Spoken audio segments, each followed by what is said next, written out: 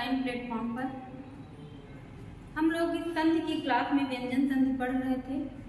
आज भी उसकी कुछ व्यंजन संधि के अंतर्गत कुछ बची हुई थी, उनको हम पढ़ लेते हैं। यानी आज की क्लास में हम व्यंजन संधि पूरा कर लेंगे। व्यंजन संधि का जो टॉपिक है वो पूरा कर लेंगे।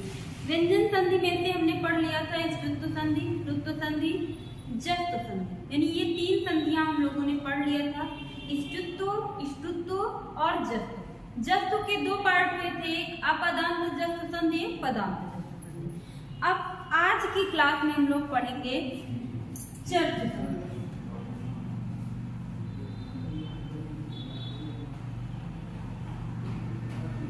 चर्त्व संधि यानी चर हो जाना। चर का मतलब है चर यानी वर्ग का पहला अक्षर हो जाना। सूत्र है खरिचा। खरिचा क्या कहता है कि झल प्रत्याहार के, यानी झल पीछे वाले सूत्र से अनुवृत्ति ली जाएगी। झल प्रत्याहार के वर्ण के बाद खर प्रत्याहार का वर्ण आए तो चर आदेश हो जाता है। यानी सूत्र में इतना नहीं कहा गया, लेकिन इसको खुद से निकालना पड़ेगा। झल को हम पीछे से उधार लेंगे और चा का मतलब यहाँ पे चर प्रत्याहार। तो झल के वर्ण में हम लोगों ने देखा था पहला, दूसरा, तीसरा, चौथा और पुष्पवर्ण। खर प्रत्याहार में क्या आ जाएंगे? अब जैसे झल हम निकाले थे वैसे ही खर प्रत्याहार के वर्ण निकाल लेते हैं। ख, फ, छ, ठ, थ, फिर च, ट, त, क, प, त, थ, स। मतलब इसको ऐसे समझ सकते हैं, इधर लिख लेते हैं खर प्रत्याहार वर्ण। ख पे छठा से चढ़ता के ख से शुरू करेंगे। ख, ख, छ, ठ, थ, च, ट, त, व को छोड़ देंगे, क, प, या को छोड़ देंगे, श, श, स, और रा यहाँ पे छोड़ देंगे क्योंकि वो हलंत है। तो इतने वर्ण आ जाएंगे। यानी क्या आएगा? वर्ग का पहला, यानी ये वर्ग का कौन सा अक्षर है? पहला है और ये दूसरा है। तो इस तरीके से वर्ग का पहला और दूसरा वर्ण है तथा तीनों श आए तो इनके स्थान पे क्या हो जाएगा? चर। यानी चर में हम कहाँ से गिनेंगे? यहाँ से गिनेंगे रा तक। तो ये हो जाएगा वर्ग का पहला वर्ण और तीनों श। तो वर्ग का पहला वर्ण और तीनों श जो आ जाते हैं चर प्रत्याहार में आ जाते हैं। तो इसको हम नियम इस प्रकार से बना सकते हैं कि वर्ग के पहले, दूसरे, तीसरे, चौथे वर्ण के बाद वर्ग का पहला या दूसरा वर्ण आए तो इधर जो पहला, दूसरा, तीसरा, चौथा आया था उसके स्थान पे क्या हो जाएगा? वर्ग का पहला वर्ण हो जाएगा। यानी कल हम लोगों ने पढ़ा था जस्त्व संधि में झल के बाद जो आ रहा था तो झल के स्थान पे क्या हो रहा था? जस आदेश हो रहा था, यानी वर्ग का तीसरा वर्ण हो रहा था। लेकिन इसमें क्या कहा गया कि झल के वर्णों के बाद चर, यानी इनके स्थान पर वर्ग का पहला वर्ण आदेश हो जाएगा। चलिए उदाहरण देखते हैं। नियम को इधर लिख ले रहे हैं। वर्ग का पहला, दूसरा, तीसरा, चौथा वर्ण के बाद वर्ग का पहला, दूसरा वर्ण आए तो आदेश हो जाएगा वर्ग का पहला। सद प्लस का। अब देखेंगे इधर क्या आया है? वर्ग का तीसरा वर्ण है और इधर क्या है? वर्ग का पहला वर्ण है। कहा क्या गया है? इसमें तीसरा आ रहा है, मतलब ये झल प्रत्याहार का वर्ण है। इधर पहला है यानी ये खर प्रत्याहार का वर्ण है। तो इनके स्थान पे क्या हो जाएगा? वर्ग का पहला वर्ण, यानी ये वाला हो जाएगा। अब ये पहला है तो क्या ये दा का में बदलेगा? ऐसा नहीं है, ये अपने वर्ग का पहला वर्ण यानी ता में बदलेगा। शब्द क्या बनेगा? शतकार। यानी दा के स्थान पे क्या हो गया? दा के स्थान पे हो गया ता। दा के स्थान पे ता हो गया। अगला उदाहरण देख लेते हैं। दिग्पाल। यहाँ पे गा था और ये पा अपने वर्ग का पहला वर्ण है, यानी पा वर्ग का पहला वर्ण पा है और इधर ये का वर्ग का तीसरा वर्ण है गा। गा जो है ये का वर्ग का वर्ण है, तो इसके स्थान पे क्या हो जाएगा, ये अपने वर्ग का पहला वर्ण हो जाएगा, यानी का हो जाएगा। शब्द बन जाएगा दिक्पाल। लिभ प्लस सा। अब यहाँ पे हमने पढ़ा तो तीनों सा में से भी कुछ आ जाए, तो इस भा के स्थान पे क्या हो जाएगा, पा हो जाएगा। शब्द बनेगा लिप्सा। लिप्सा। भेद धन तुम। भेद धन तुम, ये तुम क्या है, तुम प्रत्यय का तुम है, तो क्या हो जाएगा, दा के स्थान पे क्या हो जाएगा, ता हो जाएगा। शब्द बनेगा भेद तुम। भेद तुम, यानी इस दा, सॉरी दा नहीं, यहाँ पे आधा ता होगा फिर पूरा ता होगा। दा जो है वो ता में बदलेगा, हम यहाँ दा कर रहे थे, दा नहीं होगा, यहाँ पे ता होगा। जो वर्ग का पहला वर्ण है, इधर का भी जो है वर्ग का पहला वर्ण हो जाएगा भेद तुम। अगला देख लेते हैं, सद धन पात्र। क्या बनेगा शब्द, शब्द पात्रम था, तो दा के स्थान पे क्या हो जाएगा, दा वर्ग का तीसरा वर्ण है, तो तीसरे वर्ण के स्थान पे पहला वर्ण हो जाएगा सत्पात्रम, यानी शब्द बनेगा सत्पात्रम।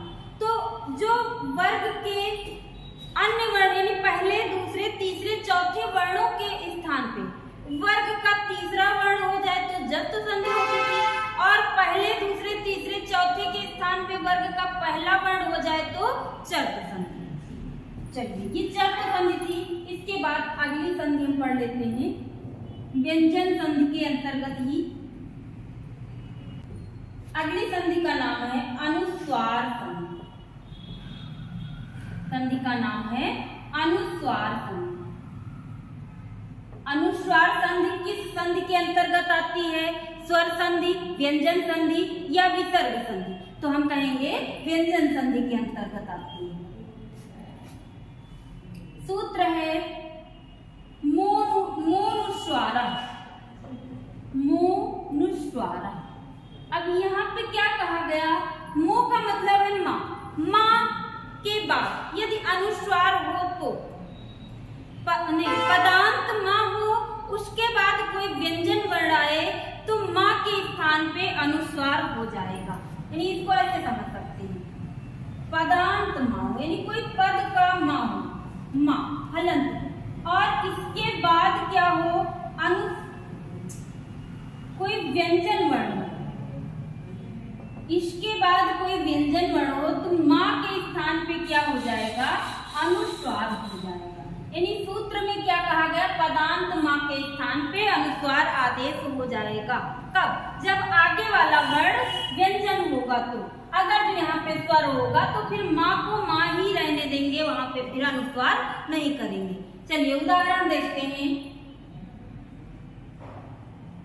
रामम नमामि।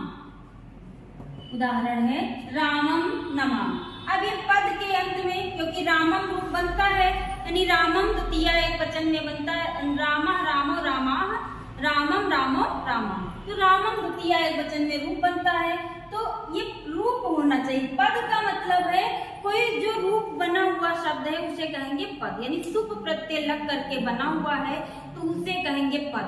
तो पद हो और पद के अंत में माँ हो और उसके बाद कोई व्यंजन हो तो इसको क्या कर देंगे, अनुस्वार कर देंगे रामम नमः। अच्छा, पढ़ने में तो एक जैसा लगेगा, सिर्फ लिखने में इसको ध्यान देना है, रामम नमः। इसको भी रामम नमामि पढ़ेंगे। अच्छा, नमामि लिखा हुआ था, नमामि लिखा था तो नमामि होगा, नमति होता तो नमति होता, इसमें कोई परिवर्तन नहीं होगा, खाली माँ के स्थान पे अनुस्वार हो जाएगा। गुरु वंदे। अब गुरु में रूप बनता है, गुरु कहाँ का रूप है, तो द्वितीय एक वचन का, गुरु गुरु गुरु द्वितीय एक वचन का रूप है। गुरु वंदे, यानी माँ है पद के अंत में और इधर वा क्या है, व्यंजन है, तो हो जाएगा इसके स्थान पे अनुस्वार, गुरुम वंदे।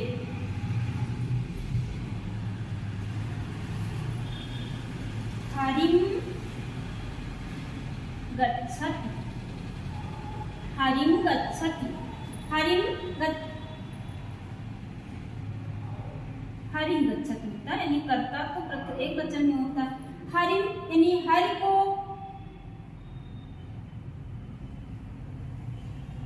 पश्याम, ऐसा कर लेते हैं, हरि पश्याम, हरि को देखता हूँ, हरिम पश्याम। अब यहाँ पे माँ के स्थान पे क्या कर देंगे, अनुस्वार कर देंगे, क्योंकि यहाँ पे पा आया है।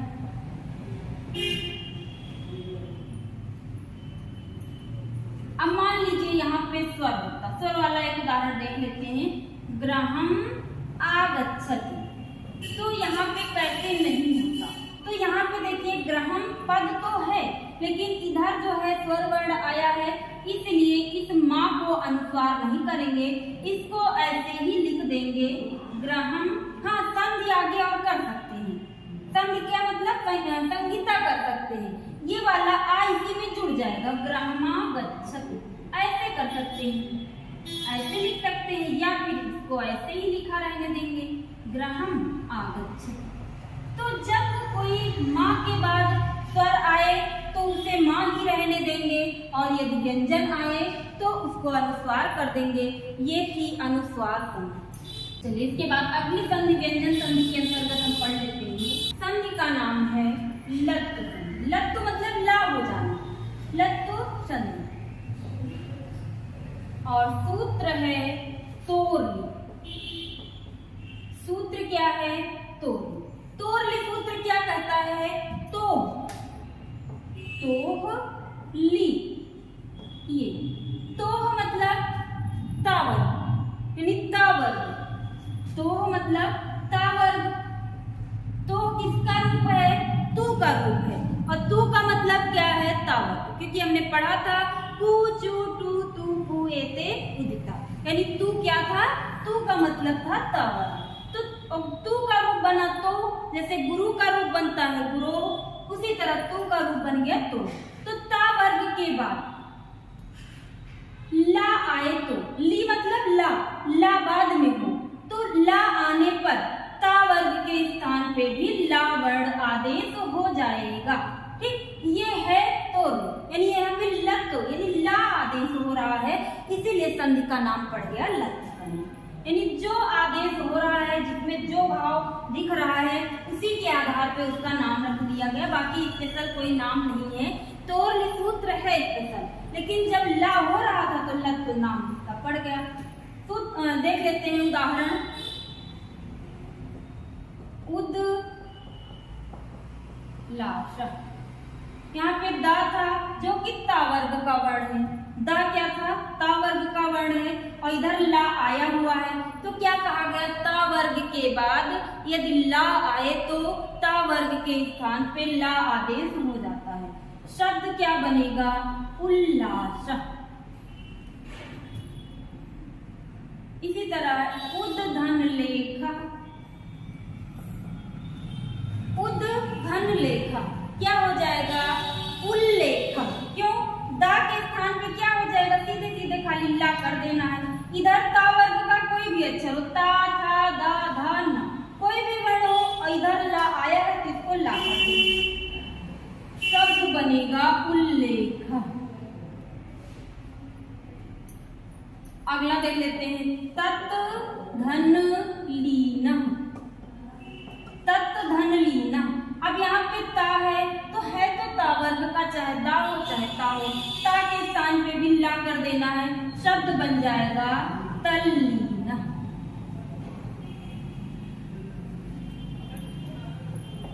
विपद लीना, विपद लीना, यानी यहाँ पे दा है, यहाँ पे भी ला कर देंगे, शब्द बन जाएगा विपल लीना।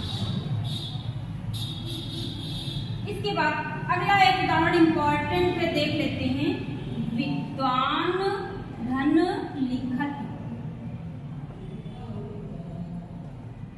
विद्वान लिखति, अब ना के स्थान पे ला होगा, ना के स्थान पे ला होगा, लेकिन ना कैसा वर्ण है, अनुनासिक वर्ण है। इसका उच्चारण नासिका से भी होता है और मुख से भी होता है। तो जो वर्ण मुख और नासिका दोनों की सहायता से बोले जाते हैं उन्हें अनुनासिक वर्ण कहा जाता है। परिभाषा दी गई है, मुख नासिका वचनो अनुनासिका, यानी जो वर्ण मुख और नासिका दोनों की सहायता से बोले जाते हैं उन्हें अनुनासिक वर्ण कहा जाता है। तो यहाँ पे ये अनुनासिक वर्ण है ना, तो ना के स्थान पे ला जो करेंगे वो अनुनासिक करेंगे, मतलब ये वाला ला होगा ना के स्थान पे। इसके स्थान पे खाली ला हो रहा था और इसके स्थान पे क्योंकि ना जो है अनुनासिक है, हमने बताया था अनुनासिक और निरनुनासिक में क्या अंतर होता है। जब ये का मान लीजिए लिखा है का वर्ण, तो का ये निरनुनासिक है, लेकिन ये लग गया तो ये अनुनासिक है। अच्छा ये ना लिखा है तो ये तो खुद अनुनासिक है, इस पे ये लगाने की जरूरत नहीं होती। जो पंचमाक्षर है वो खुद ही अनुनासिक होते हैं, उन पर ये अनुनासिक का चिन्ह लगाने की जरूरत नहीं होती।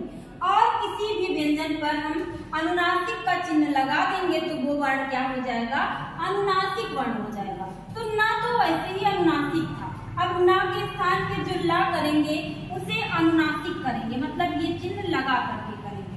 अब जो शब्द बनेगा,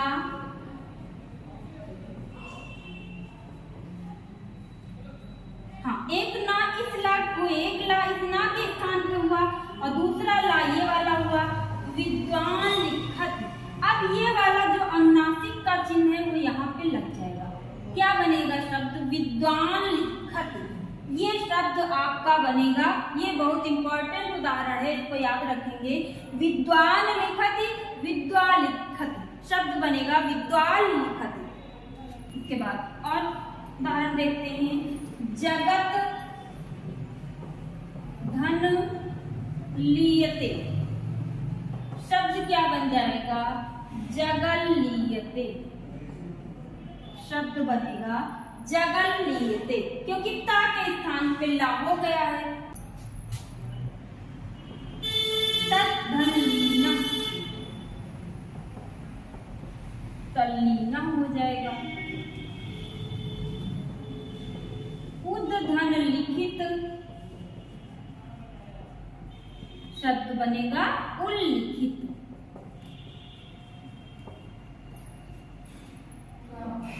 चलिए ये थी लत्त संधि। अनुस्वार संधि पढ़ लिया हमने, लत्त संधि पढ़ लिया। अगली संधि पढ़ लेते हैं पर सवर्ण संधि।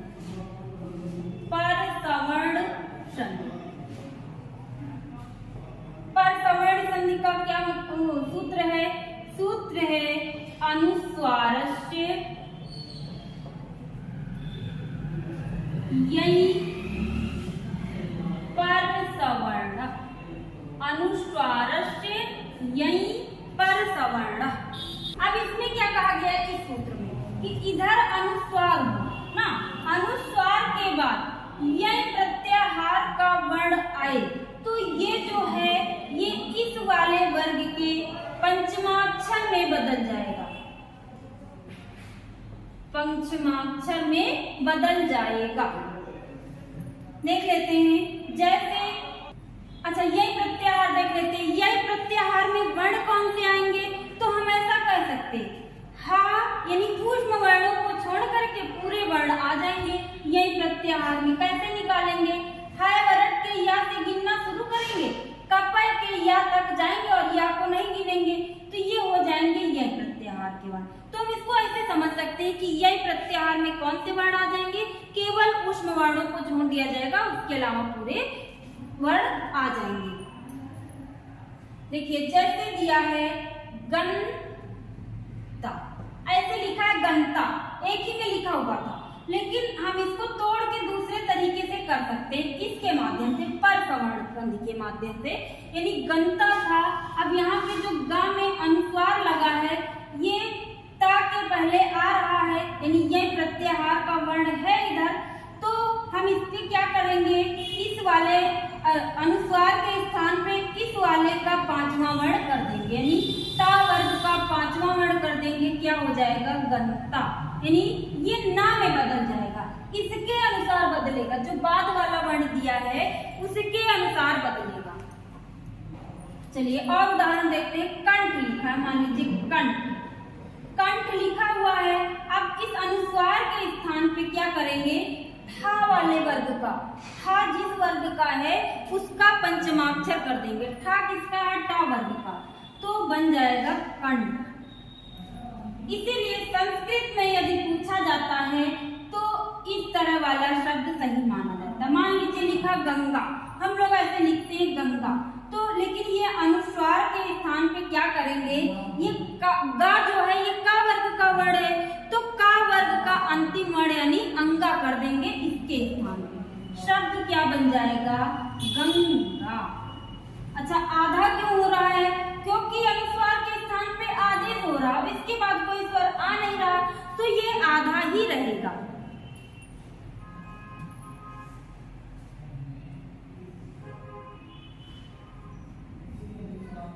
पंपा, मान लीजिए पंपा लिखा हुआ है। अब यहाँ पे क्या करेंगे, पा वर्ग का अंतिम वर्ण यानी मां कर देंगे, पंपा। बाद वाले के अनुसार बदलता।